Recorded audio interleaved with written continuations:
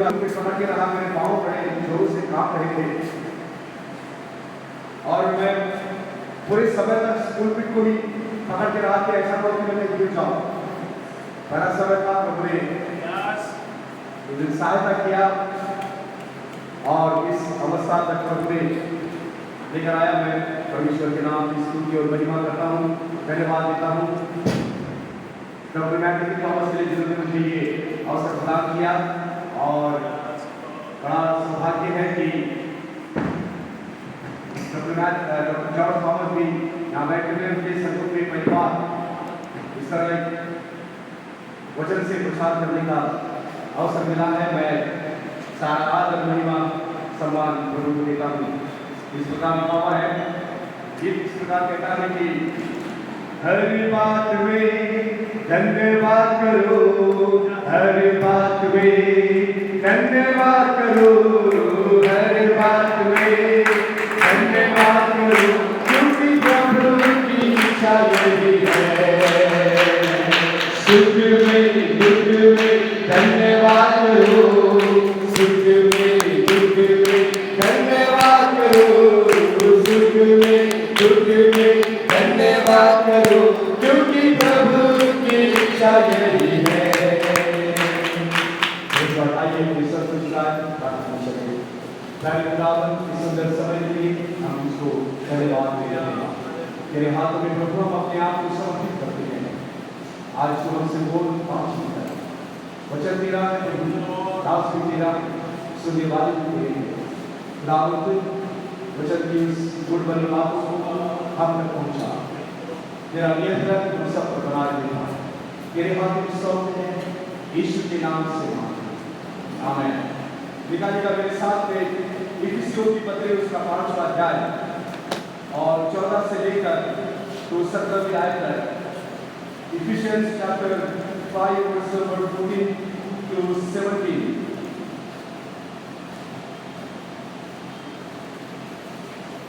मैं यहाँ से आपके लिए पढ़ता हूँ, लिखा हुआ इस प्रकार। इस कारण वह कहता है, हे सोने वाले जात और मुर्दों में से जी उठ, तो मसीह की ज्योति तुझ पर चमकेगी। इसीलिए ध्यान से देखो कि कैसी चाल चलते हो, निर्बुद्धियों के समान नहीं पर बुद्धिमानों के समान चलो। अवसर को बहुमूल्य समझो, क्योंकि दिन बुरे हैं। इस कारण निर्बुद्धि ना हो, पर ध्यान से समझो कि प्रभु की इच्छा क्या है। बीते कई महीनों से इफिसियों की इस पत्री पर हम शिक्षा और प्रचार करते आ रहे हैं और ये कब तक चलेगा नहीं मालूम, लेकिन अभी भी बहुत से विषय, बहुत से अध्याय इसमें, बहुत से अध्यायों में से बहुत से वचन अभी भी बाकी है और इसी में से प्रचार करते जा रहे हैं। मेरे पास जो समय दी गया है उस समय के अंतराल में कुछ बातें आपके सम्मुख में जो ये जो पैसेज पढ़ा गया है आपके सम्मुख में कुछ बात रखना चाहूंगा और विशेष करके आपका ध्यान 17वीं आयत पर लेकर जाना चाहूंगा, जहां पर मैं पौलुस इस प्रकार कहता है, इस कारण निर्बुद्धि न हो, पर ध्यान से समझो कि प्रभु की इच्छा क्या है। To know the will of God, परमेश्वर की इच्छा को समझना। इस विषय पर मैं आपका ध्यान केंद्रित करना चाहूंगा कि पौलुस कह रहा है, जानो समझो कि प्रभु की इच्छा क्या है। और ये सबसे महत्वपूर्ण बात है कि हमारे जीवन में परमेश्वर की इच्छा को समझना, जानना और उसको प्रथम स्थान देना। इसी पैसेज में से मैं 4 बातें आपके सम्मुख में रखने की कोशिश करूंगा कि पौलुस क्या कह रहा है कि परमेश्वर की इच्छा क्या है।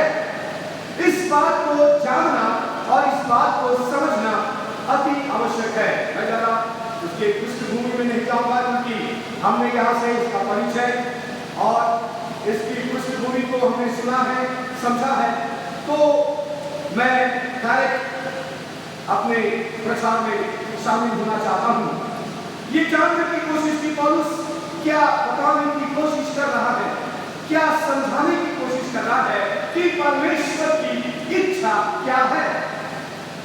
और आज संध्याकाल की इस वेला में इसी वचन के आधार पर हम इस बात को समझने की कोशिश करेंगे कि हमारे जीवन में न केवल ये इफिसियों की मंडली के विश्वासियों के लिए, लेकिन आज के वर्तमान जब हम यहाँ बैठे हम कह सकते हैं कि PCG Pentecostal church of God के उन विश्वासियों के लिए भी पौलुस इस बात को यहाँ पर मैं कह रहा है। पहली बात जो पत्र का पौलुस समझाने की कोशिश कर रहा है वो 18वीं आयत में हमको देखने को मिलती है और कहता है कि डार्कनेस से मत वाले न बनो क्योंकि इसमें लुचपन होता है। पहली बात वो कह रहा है परमेश्वर की ये इच्छा नहीं कि तुम डार्कनेस से मत वाले बन जाओ। बाइबल में जब ढूंढ रहा था बड़ी अजीब सी बातें डार्कनेस शराब के संबंध में बाइबल बताई। अब आप कहेंगे हम तो जानते नहीं हैं, ना तो दुकान जाते हैं, ना होटल जाते हैं, ना घर में बैठते हैं, ना गिलास लेते हैं, ना आइस लेते हैं, ना उंडेलते हैं, ना तो पीते हैं। फिर भी कहीं ना कहीं वो नशा हमारे जीवन में है और हमारे जीवन में और ये नशा हमारे लिए बड़ा घातक होता जा रहा है। तो बाइबल क्या बताती है? नीति वचन की पुस्तक उसका 20वां अध्याय और पहली आयत में लिखा हुआ है कि ये ठट्टा करने वाली और हल्ला मचाने वाली है डार्कनेस। जब कोई इंसान लिटरली इसको पीता है, इसका सेवन करता है, तो इसका जो स्वभाव है ये डार्कनेस का, शराब का जो स्वभाव है वो नीति वचन में इस पुस्तक में वो लेकर कह रहा है कि ये हमेशा ठट्टा करती है और हल्ला मचाती है। अगर देखना है तो कभी अगर आपको कभी समय मिले तो कभी किसी शराब की दुकान के पास में खड़े हो जाइए और देखते रहिए। जब इंसान बाहर से आता है, प्रवेश करता है, तो वो बड़े सेफ्टी के साथ में वहां पर जाता है, तो आप देख पाते हैं कि वो बड़ा सीधे तरीके से जाता है। 15-20 मिनट के बाद या आधे घंटे के बाद आप उसी मनुष्य को जब बाहर आकर के देखते हैं तो कैसे देखते हैं आप? वो चला जा रहा है, इसके रुकता है, फिर चला जा रहा है, में देखता है और फिर चला जाना। क्या बोला? अपनी बोली ना पूरा धन उसमें समाप्त हो जाता है। ना केवल धन समाप्त होता है, उसका शरीर भी धीरे धीरे गलने लगता है, सड़ने लगता है। एक दिन आता है वो खत्म हो जाता है। ना केवल ये ठट्टा या हल्ला करती है, लेकिन ये उस मनुष्य को करीब और कंगाल भी बना देती है। वो पैसे से पूरी तरह से खाली हो जाता है, दूसरों के पास में जाता है, कर्ज लेता है, कर्ज में डूब जाता है, उसका भला नहीं होता, उसकी बुद्धि भ्रष्ट हो जाती है। तीसरी बात वही नीति वचन उसका 23 अध्याय 30 और 32 की आयत लिखा हुआ है कि यह मनुष्य को काटती है, सांप के समान, नाग के समान डसती है। जब कभी ये इसका सेवन करता है, ये शराब उसको काटना शुरू कर देती है, डसना शुरू कर देती है, सांप के समान। अर्थात उसके जीवन में धीरे धीरे ये जहर उसके जीवन में फैलता जाता है। यशायाह उसका 5वां अध्याय उसकी 11वीं आयत में लिखा हुआ है कि मनुष्य के जीवन में श्राप लेकर आती है, श्रापित हो जाता है वो मनुष्य जो इस व्यसन में लगा रहता है, जिसको दिन रात पीते रहता है, उसके जीवन में श्राप आ जाता है। यशायाह 28 के 7 में लिखा हुआ है वो डगमगाता है, लड़खड़ाता है और अंत में भटक जाता है। वो अपने रास्ते से भटक जाता है, अपने जीवन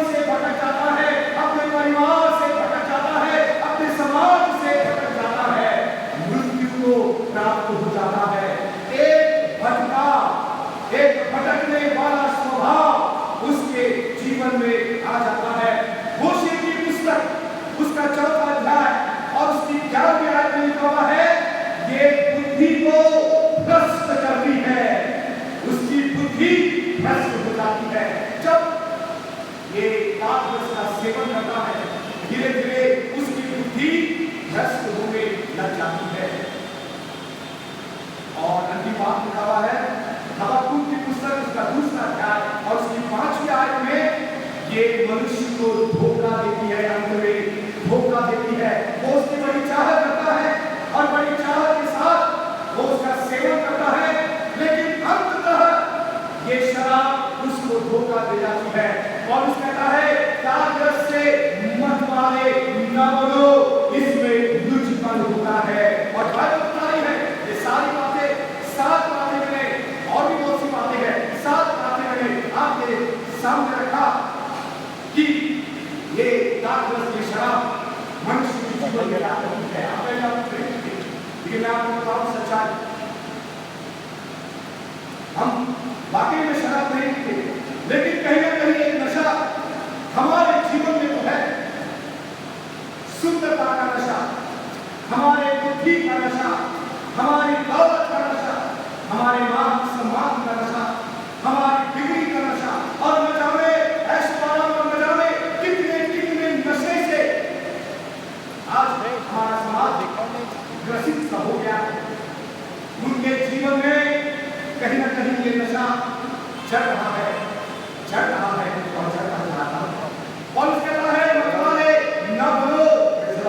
हमको परमेश्वर की उस इच्छा को समझना है, जानना है, जो पौलुस हमको बताने का प्रयत्न कर रहा है। कह रहा है दाखरस से मत वाले न बनो। फिर चाहे वो किसी भी प्रकार का नशा क्यों न हो, ये नशा हमारे जीवन में कभी भी आने न पाए। हम परमेश्वर की उस मनसा को, उस इच्छा को हम जानने का प्रयत्न करें। हमारा परमेश्वर नहीं चाहता कि हम किसी भी प्रकार के नशे के हम आदि हो जाए। लेकिन दूसरी बात पौलुस वहीं पर प्रस्तुत करने की कोशिश कर रहा है। उसी 8वीं आयत में, 18वीं आयत में कहता है आत्मा से परिपूर्ण होते जाओ। नशा करो, और उसके कह रहा है करो नशा, अब जितना करना है करो। किस बात का नशा? आत्मा का नशा, पवित्र आत्मा का नशा, कि आत्मा में ऐसे डूब जाए पौलुस के समान कुछ भी याद न रहे। हमको करना है नशा। और पौलुस कहता है आत्मा से परिपूर्ण होते जाओ। आज संसार इसी पवित्र आत्मा का सामना करना चाह रहा है। वो इस बात को समझने की कोशिश नहीं कर रहा है। हमेशा आत्मा के विरोध में वो बातों को करता जा रहा है जो उसे नहीं करना चाहिए।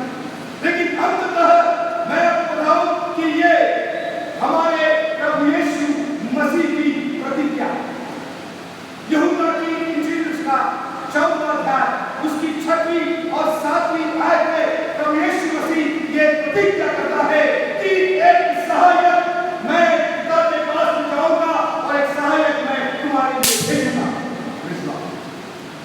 ये कोई पेंटिकॉस्टल चर्च ऑफ गॉड का सिद्धांत नहीं, डॉक्ट्रिन नहीं कि आपको आत्मा से परिपूर्ण होना है या फिर आपको आत्मा की बातों को मानना है। ये स्वर्गीय डॉक्टर क्वीन थॉमस ने इस सिद्धांत को नहीं लिखा, डॉक्टर मैथ्यू के थॉमस ने इस सिद्धांत को नहीं लिखा, डॉक्टर जॉर्ज के थॉमस ने इस सिद्धांत को नहीं लिखा। कई प्रकार की गलतफहमियां है। ये बाइबल है, आपके पास है, मेरे पास है, और ये प्रभु यीशु मसीह की प्रतिज्ञा है। This is the promise of God.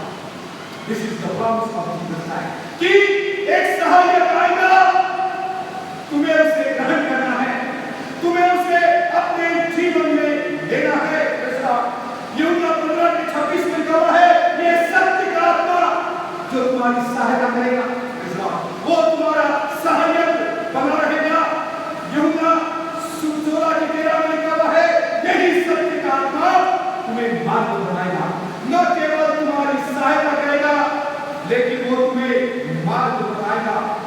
और इसके लिए प्रभु यीशु मसीह ने अपने चेलों को सलाह दी थी, जो प्रेरितों के काम उसका पहला अध्याय उसकी 4वीं और 5वीं आयत में लिखा हुआ है कि यरूशलेम को न छोड़ना जब तक तुम सामर्थ न पाओ। तुम यरूशलेम को नहीं छोड़ना, इसका मतलब फिर इंतजार करना, पाठ होते रहना। और आपको बताऊं, प्रेरित के काम उसका दूसरा अध्याय 1 से 4 की आयत में हम पढ़ते, जब 120 लोग ऊपरी कोठरी पर बैठे हुए थे, एक मन एक चित्त के साथ जब मिलकर प्रार्थना कर रहे थे, तो वहां पर ये वाकया दर्शाया गया है। एक सनसनाहट की आवाज वहां पर हुई और आग वहां पर एक उतर आई और हर एक पर आकर ठहर गई। और अगर आप स्पष्ट पढ़े तो वहां लिखा हुआ है, जैसी आत्मा ने उन्हें सामर्थ दी। ध्यान से सुनिएगा, जैसी आत्मा ने उन्हें, ये अपने आप से नहीं बोल रहे, अभी कोई दिखावा नहीं है, ये कोई शो नहीं है, लिखा हुआ है जैसी आत्मा ने उन्हें सामर्थ दी, वे अन्य भाषा बोलने लगे। पवित्र आत्मा की सामर्थ में कोई जवाब नहीं दिया। यही है जब एक मनुष्य अपने जीवन में उस आत्मा को पा लेता है, आत्मा की सामर्थ को पा लेता है, ये अन्य भाषा निकलनी शुरू हो जाती है। अन्य भाषा बोलने वाला वो मनुष्य नहीं, लेकिन अन्य भाषा बोलने के लिए प्रेरित करने वाला वो पवित्र आत्मा है जो अंदर बसा हुआ है, और वही पवित्र आत्मा सामर्थ देता है। हालेलुया, मनुष्य अन्य भाषा बोल सके। आज हम अन्य भाषा में जब बात करते हैं, आराधना करते हैं, लोग फंसते हैं। क्यों? क्योंकि उनमें ये सामर्थ नहीं है। अब जब सामर्थ नहीं है, पवित्र आत्मा नहीं है, तो फिर अन्य भाषा कहां से आएगी? अरे जब पत्ती में तेल ही नहीं है, पत्ती तो है, तेल ही नहीं है, जलेगी कहां से? अगर वो पत्ती को लाल तेल अगर जलना है, उसमें तेल होना अति आवश्यक बात है। हमारे पास सब कुछ है, सामर्थ नहीं है। और वही सामर्थ यीशु ने कहा था, जब पवित्र आत्मा तुम पर आएगा, ध्यान से देखा, जब पवित्र आत्मा तुम पर आएगा तब तब तुम सामर्थ पाओगे। पवित्र आत्मा के द्वारा सामर्थ पतरस, याकूब, यूहन्ना, पौलुस, बरनबास, अन्य जो चेले जब ये आत्मा से भर गए, ये इसी शास्त्री, सदूकी और फरीसी के सामने खड़े होकर प्रचार कर रहे हैं, तुमने नासरी यीशु को हालेलुया मारा, वो मारा गया, तीसरे दिन जी उठा, अब स्वर्ग में है, हम उसकी गवाह हैं। प्रचार करने लगे, यीशु के बारे में प्रचार करने लगे, ये करने वाले, छिपने वाले, अपने आप को छिपा कर रखने वाले। लेकिन जब पवित्र आत्मा आया, सामर्थ को पाया, वो बड़ी सामर्थ के साथ में खड़े होकर प्रचार करने लगे।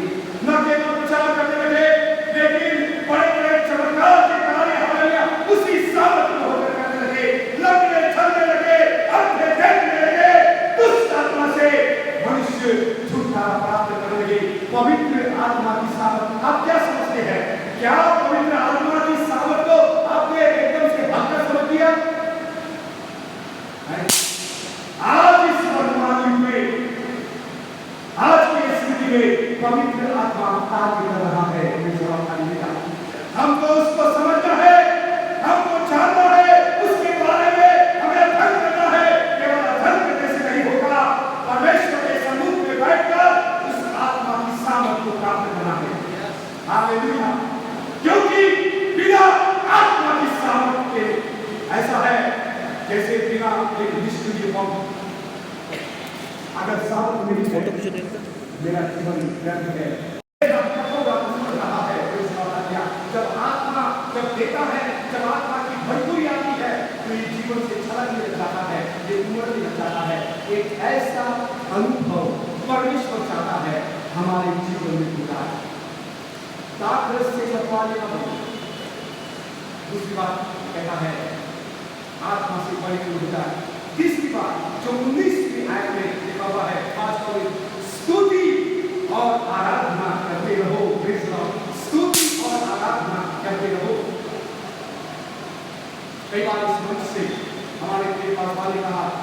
कि प्रेज थेरेपी, हर किसी को ये प्रेज थेरेपी अपने जीवन में इस्तेमाल करना है। ये मानसिक रूप में मनुष्य को पूरी तरह से चंगाई देती है। The praise and worship is a medicine. Praise and worship is just like a drink. मनुष्य जैसे मैंने पिछली बार बताया था, सांस के बगैर जिंदा नहीं रह सकता। अगर उसका नाक दबा दिया जाए, उसका मुंह दबा दिया जाए, मुश्किल से 5 मिनट या 10 मिनट, ज्यादा से ज्यादा उसमें ताकत है 15 मिनट, उसके बाद में क्या होगा? मर जाएगा, खत्म हो जाएगा। क्यों? सांस नहीं आ रही है। ओ ये स्तुति और आराधना हमारे जीवन का सांस है। क्योंकि यशायाह 42:21 में लिखा हुआ है, वहां पर परमेश्वर ने कहा, ये मेरी प्रजा जिसको मैंने अपने लिए बनाया, ताकि ये मेरा गुणानुवाद करे, ताकि ये मेरी आराधना करे, ताकि ये मेरी स्तुति करे, इसीलिए बनाया। मेरी प्रजा, परमेश्वर कितना फख्र करता है जब हमको देखता है, मैंने इनको बनाया, ये मेरे है। किसने बनाया? ताकि ये मेरी आराधना करे, ये मेरी स्तुति करे, मेरी उपासना करे, मेरी महिमा करे, मेरी तारीफ करे, जयकार करे, मेरी वंदना करे, सब कुछ। अगर हमारे जीवन में स्तुति और आराधना नहीं है, मैं बताऊं हमारा जीवन खाली है, इसमें कोई अर्थ नहीं है। हालेलुया। स्तुति और आराधना करते रहो। क्यों करते रहो? भजन 31 के 1 में लिखा हुआ है, क्योंकि वो हमारा बल है। उसकी ओर से हमें बल मिलता है, उसका बल हमारा बल हो जाता है और हम उसमें बलवंत हो जाते हैं। इसीलिए उसकी आराधना करो। प्रतिदिन वो हमें बलवंत करता है। जब आप सुनते हैं, दिन भर काम करते हैं, भाग दौड़ करते हैं, वो हमें ताकत देता है, हमें सामर्थ्य देता है, ताकि हम कार्य कर सके। रात के पहर में हम सोने जाते हैं, हमें नहीं मालूम कल का दिन देख पाएंगे या नहीं, लेकिन परमेश्वर का वो असली दया, कृपा, करुणा हमारे जीवन में आ जाती है और हम उसकी दया से एक और नए दिन में प्रवेश करते हैं। और फिर परमेश्वर अपनी सामर्थ्य हमको देता है, वो बल हमको देता है, ताकि हम दिन भर हालेलुया कार्य करते रहे। वो हमारा बल है, इसीलिए हम उसकी उपासना करें, उसकी आराधना करें। भजन 91 में लिखा हुआ है, वो हमारी उद्धार की चट्टान है, इसलिए ऊंचे स्वर के साथ गाए, वो हमारी उद्धार की चट्टान है। हालेलुया। आज सुबह की बेला में परमेश्वर के महान दास के द्वारा हम बात को सुन रहे थे, उद्धार के वस्त्र, the coat of salvation, उसके द्वारा हालेलुया हमें उद्धार पाया है। हमारी कोई नियत नहीं थी, योग्यता नहीं थी, हमसे प्राप्त नहीं कर सकते थे। ये तो बस उसका अनुग्रह हुआ जिसने हमें उद्धार किया, हमारे जीवन को बचा लिया। वो हमारे उद्धार की चट्टान है। इसलिए दिन प्रतिदिन उठते बैठते सोते चलते फिरते चलते हालेलुया हम उसकी स्तुति करते रहे, क्योंकि उसने हमें उद्धार दिया है, उसने हमें बचा दिया है। यशायाह 30:29 में लिखा हुआ है, वो पवित्र परमेश्वर है। हालेलुया। इसलिए उसकी आराधना करो, वो पवित्र है, सबसे पवित्र है, उसके जैसा कोई पवित्र नहीं। हालेलुया। वही एकमात्र पवित्र परमेश्वर है। हालेलुया। इसलिए डरते हुए, कांपते हुए, बड़े भय और भक्ति के साथ हम उसकी आराधना करें। और कैसी आराधना करें? पौलुस इसका सॉल्यूशन, इसका उपाय बताता है। पहला कोरिन्थियों 14:15 लिखा हुआ है, बुद्धि से भजन गाए, आत्मा से भी भजन गाए। बुद्धि से भी भजन गाए मतलब बुद्धि को इस्तेमाल करते हुए प्रभु की उपासना करे और आत्मा में हालेलुया भरते हुए प्रभु की आराधना करे। दोनों बातें, बुद्धि से भी और आत्मा से भी। और किस अवस्था में गाए?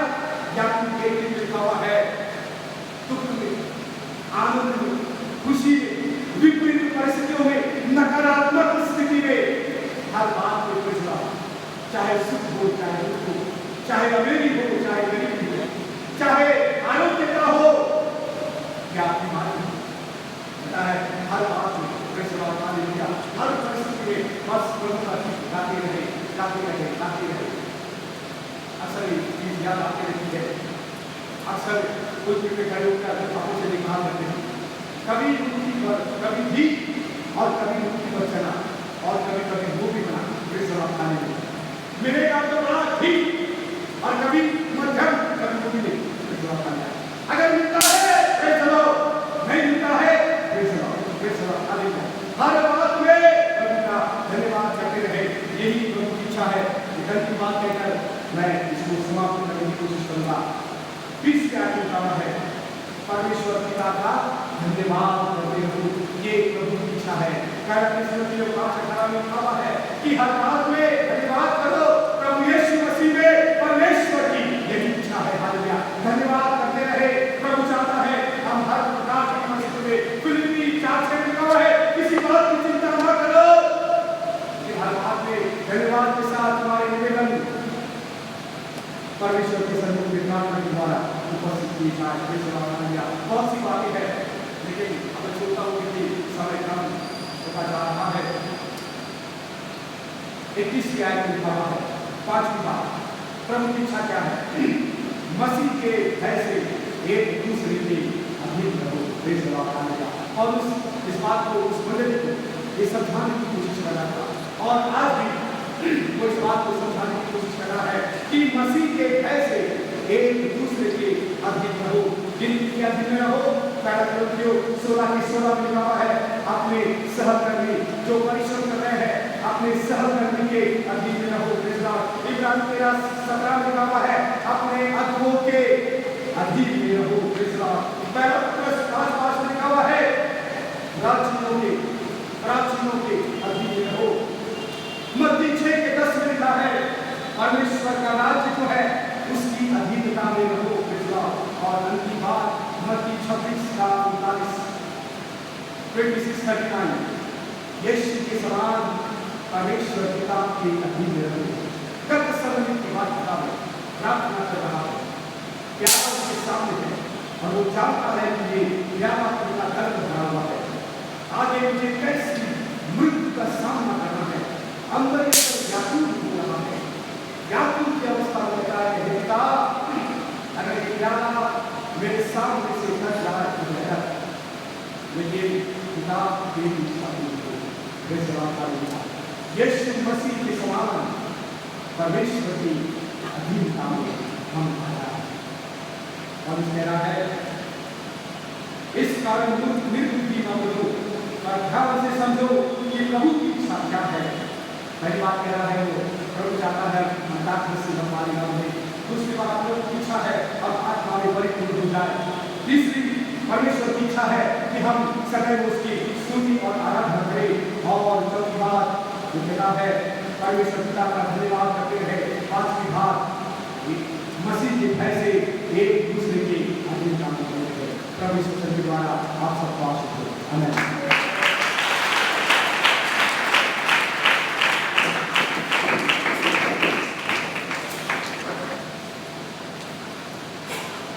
John gave a message. If we have spent all 40 minutes to point 1, I will be disappointed.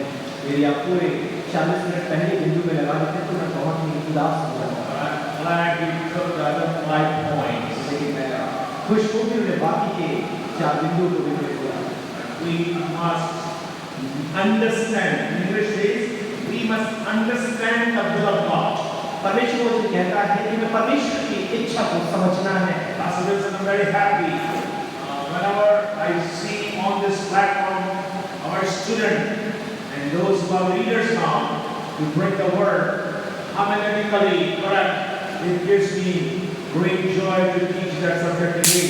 Pastor Wilson मैं बहुत प्रसन्न हूँ, विशेषकर जब ये अपने विद्यार्थियों को जो अगुवे पासवान बन चुके हैं, परमेश्वर के वचन के साथ इस मंच पर देखता हूँ, जो प्रचार शास्त्र के मुताबिक बड़े नियमों को मानकर बेहतर रूप से प्रचार कर रहे हैं, मुझे प्रसन्नता होती है। I enjoy when young pastors and leaders are bringing the word, and we who are now young.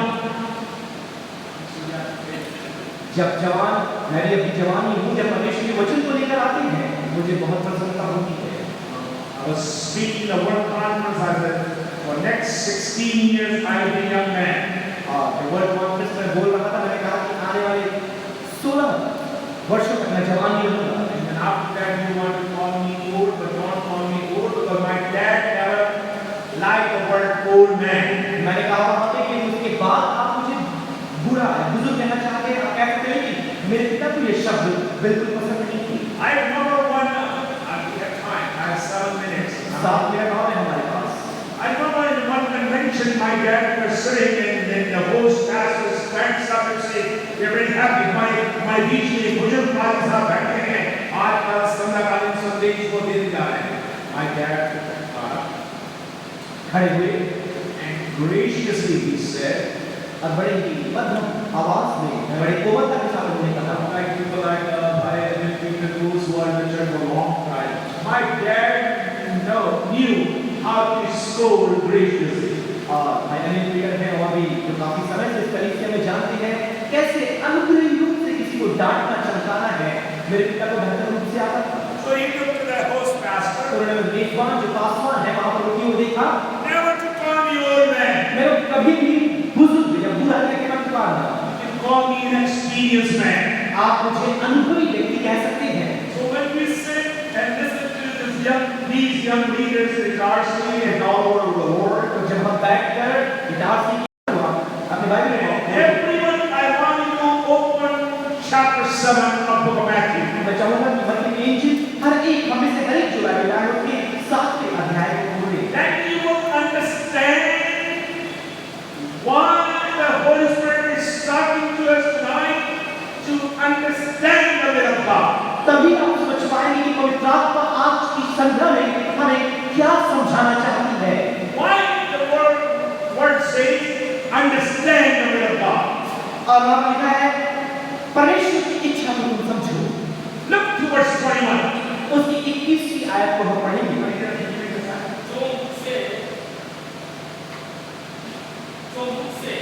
हे प्रभु कहता है, उनमें से हर एक स्वर्ग के राज्य में प्रवेश न करेगा, परंतु वही जो मेरे स्वर्गीय पिता की इच्छा पर चलता है।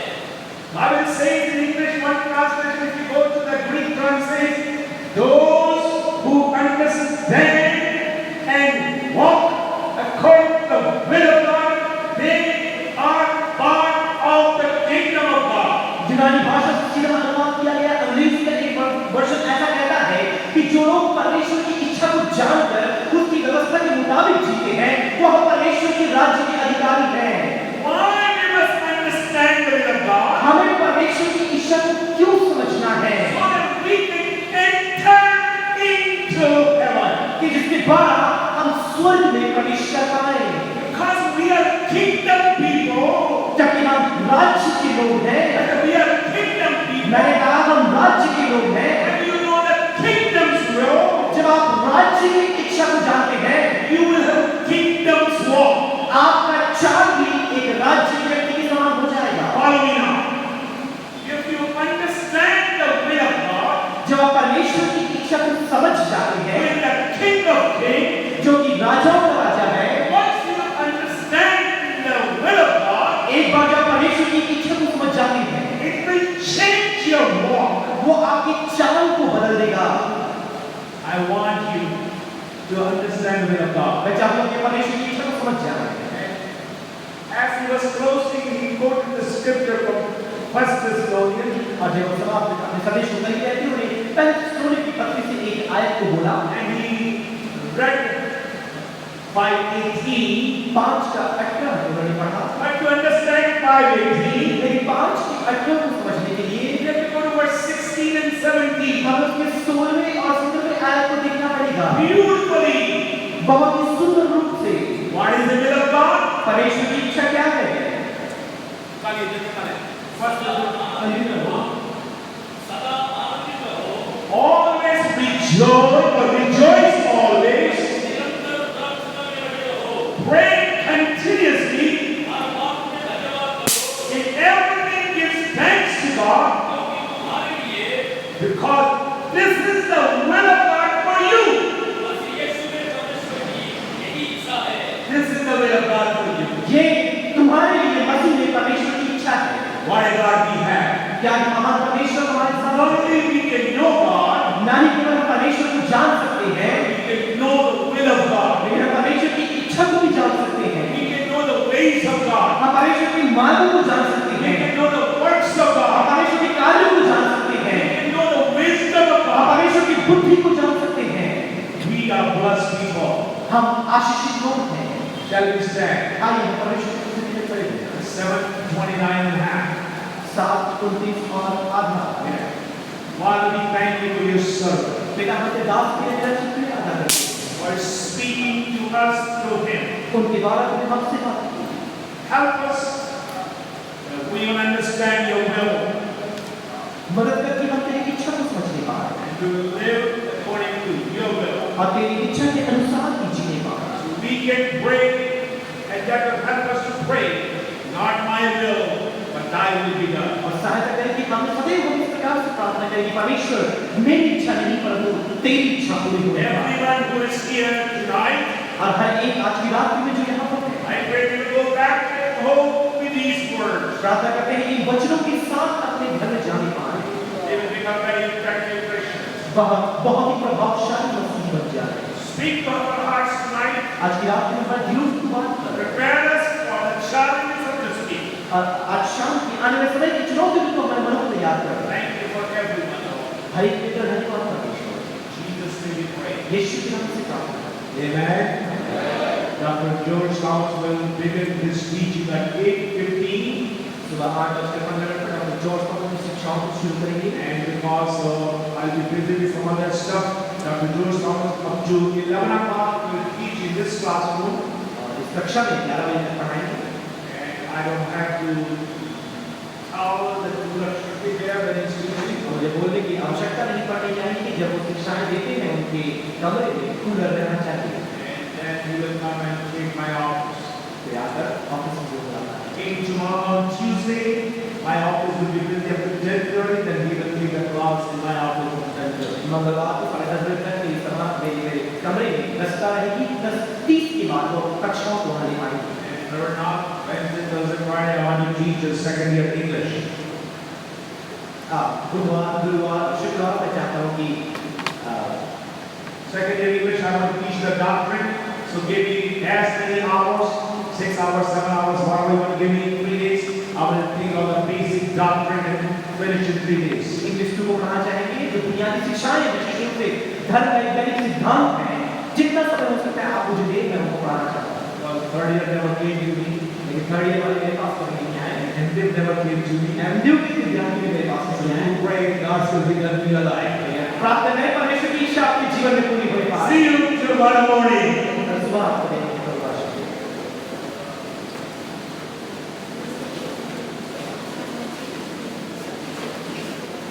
मैसेज को क्या करें? उसको सेव कर दो, अरे डिलीट कर दो। पूरा नहीं है। वो तो वचन में है सब कुछ।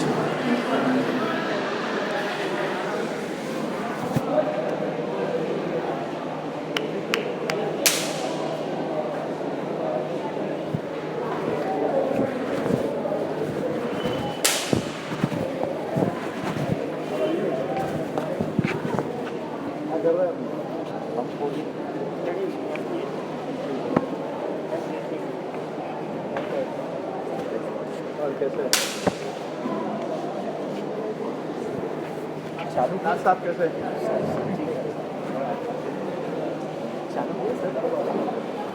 चालू ही है इधर ना घर में काम करता नहीं ना यहाँ भी गया हूँ।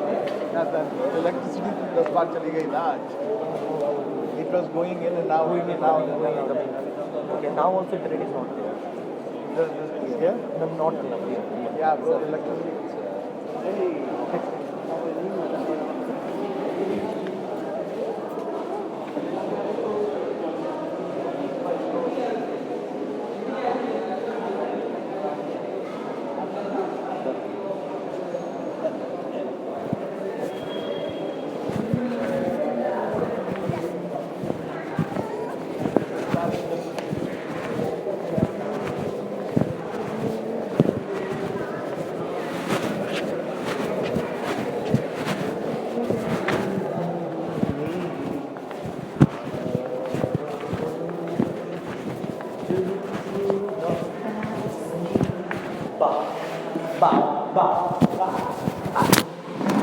Sing